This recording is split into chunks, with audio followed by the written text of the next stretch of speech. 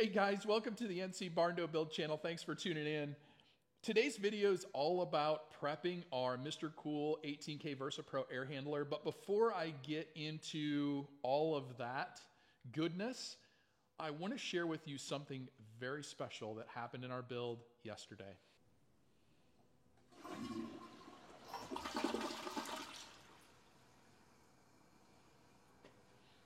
Man, I'm telling you guys what, that was a sweet sound. I know most of you probably hear that several times a day in your home. I have not heard that yet on this build, and it's been pushing almost 4 years. So that was a good sound. Passing the rough-in, the plumbing rough-in inspection was a great feeling. And it may seem petty to most, but I'm telling you, when you do your own build, something like that, it gives you a whole new appreciation on things, right? I know what it took to get water to come into the building, get it plumbed to the toilet, hit that lever, and all the plumbing that it takes to have that exit the building and go into the septic tank. I mean, man, there was a lot of work that went into that. So it means a lot when you have those victories on your build. And in my opinion, that is why it is so worth doing your own build. So that is what it is. It's time now to turn our focus to the heating and cooling on the build. And I want to talk to you guys about this Mr. Cool air handler and the Versa Pro, what it is and what it isn't.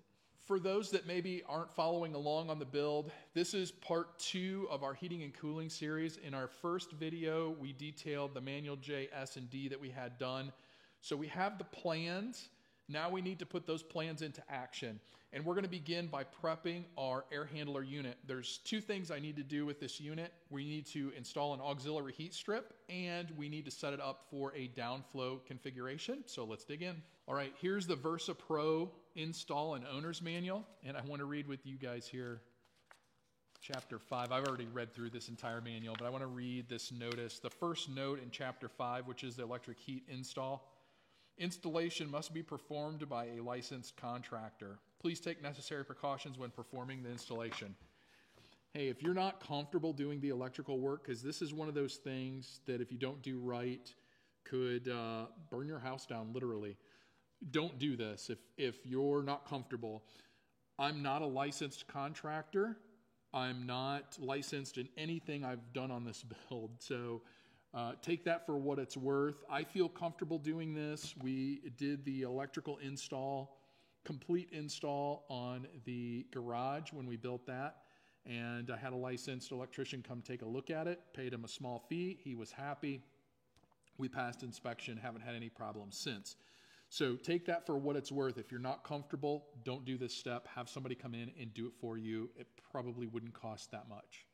Okay, here's all the accessories that should come in your heat strip kit. Manuals, you should have 2 of those. Mine actually came with a duplicate from the air handler unit and then came with a separate manual. So we have 2 of those. We have the foam gasket. We have screws, 7 of those. They actually shipped 8. Better too many than not enough. Silicone breaker cover. We have that. The heating wiring diagram, which is located here. And then our circuit breaker label, we should have 1 of those, and that is this guy. Okay, step 1 is to open this upper cover. So we're going to take this off. When you first take these panels off, sometimes they're pretty sticky, so just be aware of that. I've already had this one off to inspect for damage during shipping. And there's our internal components here.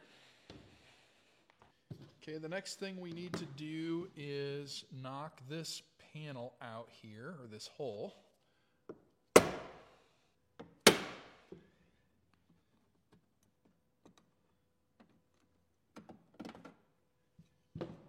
Okay, so once you get that out, we're going to cut this insulation board that's back here, right here.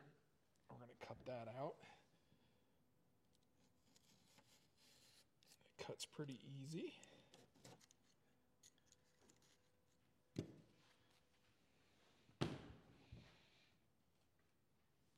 Now the directions don't say this, but I'm going to remove this top cover here just for ease of access.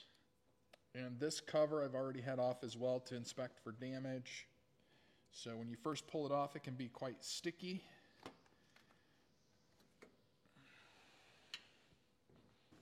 All right, let's take a look at this terminal block here. In wires, it looks like this thing goes all the way through.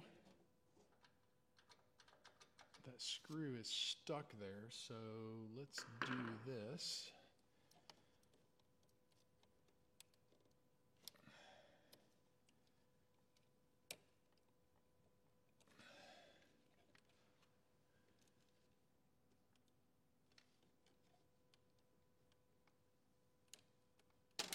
Unplug that, and I'm thinking, you know what, now that I think about it, I don't know that those had to be disconnected. And we're going to find out here in a minute. All right, let's go ahead and take this guy out. Mental note. This block, you don't need to remove the wires. So I'm going to actually put this thing back together. So let's go ahead and set this off to the side. We'll keep it. I don't know if we'll need those grounding screws off there or not, but that's where that goes. All right, it appears the directions don't say which direction this goes in, but since the plugs are on the left, I'm going to assume that this thing goes in like this. And I'm guessing it hooks down there on that. Yeah. And there's two holes back here that this has to go into to stabilize it. And now, let's see, where are the mounting screw holes? Right there. Perfect. Let's get those put in. Let's maybe try this hole out here first.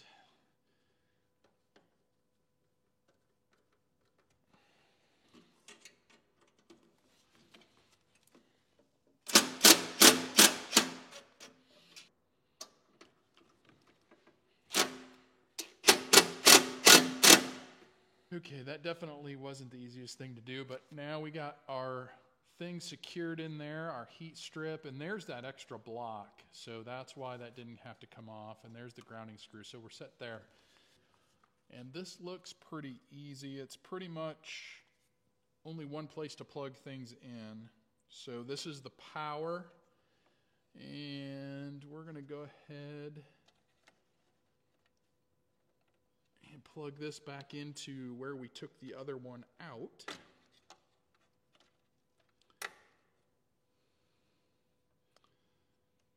And that's going to be up here. There's two different wiring types, A and a B, and whichever the unit comes with is what you got. So here's our signal cable. This goes into CN12. CN12 is here. So we're going to go ahead and plug this in.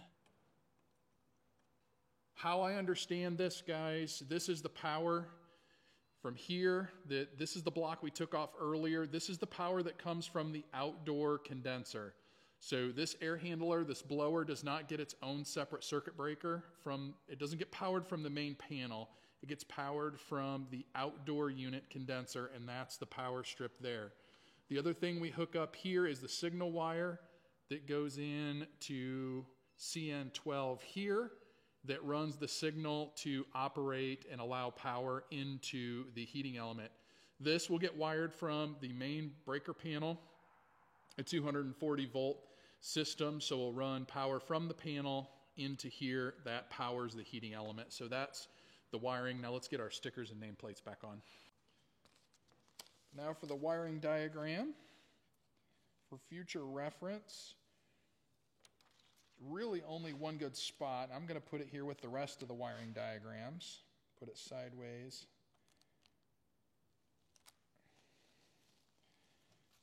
Okay.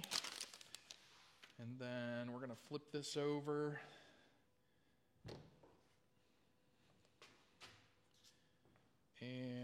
put the switch control label here.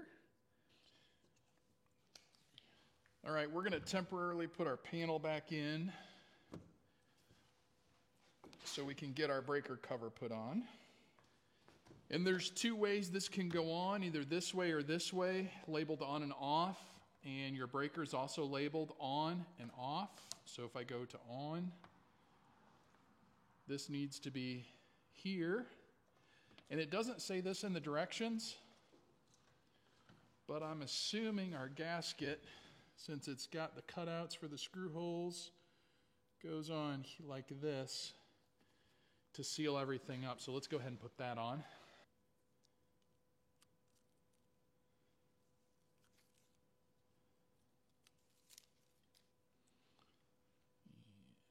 And this is going to stick on.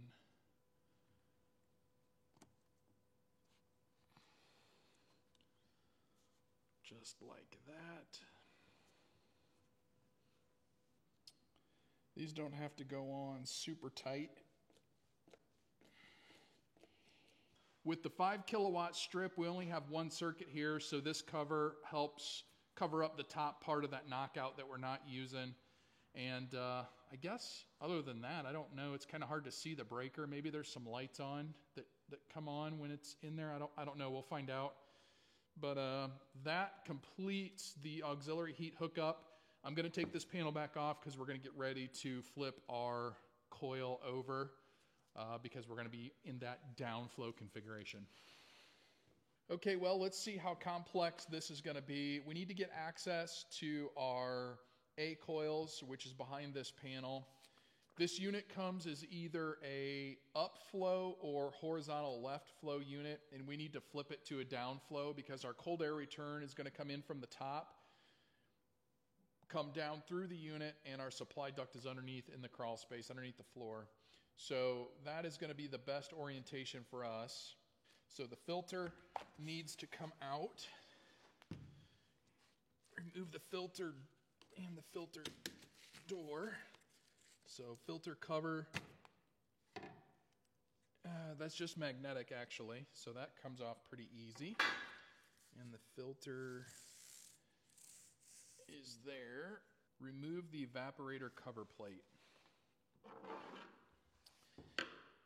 There'd be a bunch of screws in this.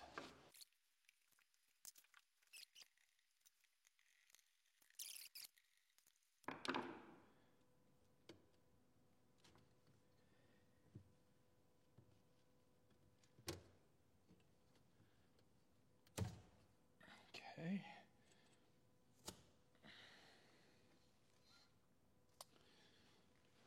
And I'm just going to go ahead and put these right with this panel so I know what screws go where.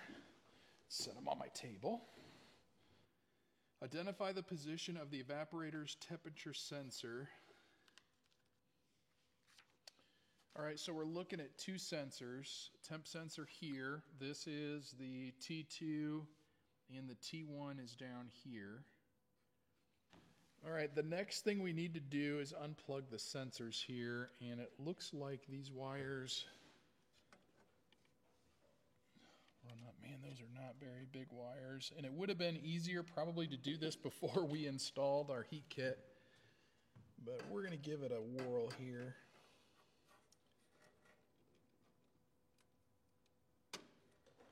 There's one. Okay, there is two.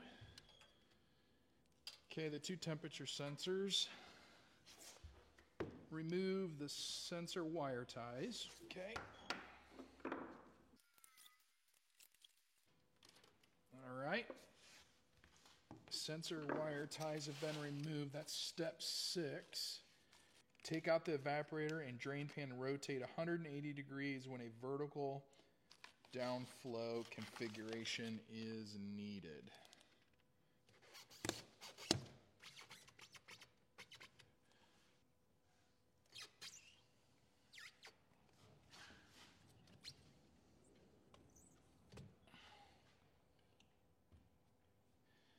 Okay, so I think I better go get a helping hand for this and we get this thing flipped over. On its, no other way. You roll it that way. I'm not doing anything. We just have to be very careful. And then now what? We're going to flip it over. Okay, and then... Is it heavy? No, it has to go... In those tracks? In the track underneath. Underneath. Yeah, in that track. Wait, hang on, I don't have mine in. There we go. Okay. Perfect. That's it. Thank you.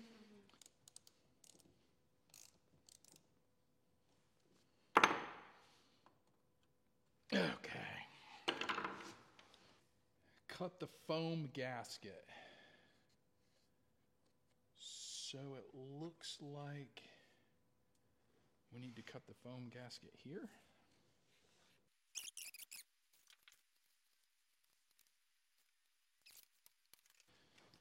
Okay, I think what I'm going to do is remove this wire tie.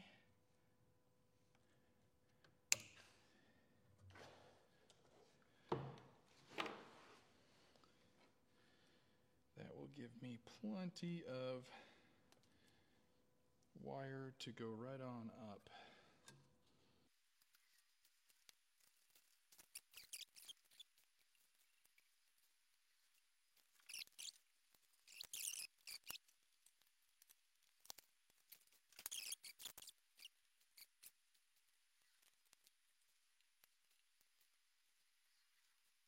Okay, this last part, we've pulled the room temperature sensor out of the hole. With the upflow configuration, the air is being drawn in from this section. With the downflow, now it's going to be drawn in out here. So we need to pull this out. This is important, and wire tie this somewhere so we get the appropriate readings. And it's showing wire tying it down here, but I don't really have a way to do that. So I'm thinking probably the best thing to do would be to just wire tie it here to this sensor. Actually, I could put it not there.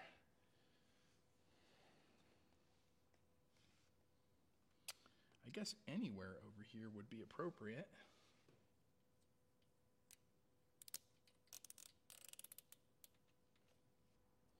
So right there is one temperature sensor, and right there is the other temperature sensor. And we've run it down through here, all the way down, in through here. We have the room temperature sensor here that's going to be in the airstream that's being pulled through in the cold air return side. And then we have the coil temperature sensor located in there. So we should be in good shape.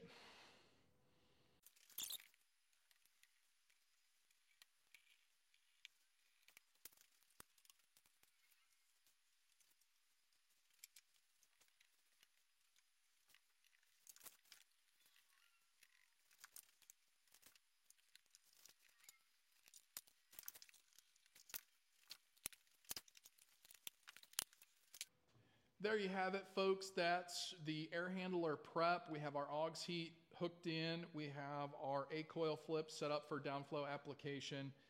Really pretty easy project. The only thing I would have done different, knowing what I know now, is do the A-coil first and then do the AUX heat, because all of the stuff on this AUX heat kind of blocks the control board and it makes it a little bit difficult to get the wires unhooked and hooked back into it. But otherwise, pretty easy project and really foolproof, because you can only plug everything into that control board in one spot. Definitely DIY doable in my opinion. So that wraps up part 2 of our heating and air conditioning. Next video will probably be the crawl space access door. We need to get that sealed up and get our crawl space airtight. And then it'll be the blower door test. And we're shooting again, if you haven't been following along. Our manual J was done with a 2 ACH 50 blower door score. So hopefully we get that. I'm shooting for a 1 ACH 50. Just, I guess, for bragging rights nonetheless. But that's it for today's video, guys. Thanks for watching and following along. If you're curious on how the rest of this heating and cooling equipment install is going to go, you can always hit that subscribe button. If you thought today's video was helpful, give me a thumbs up. otherwise, that's all I have for you. We'll see you on the next video.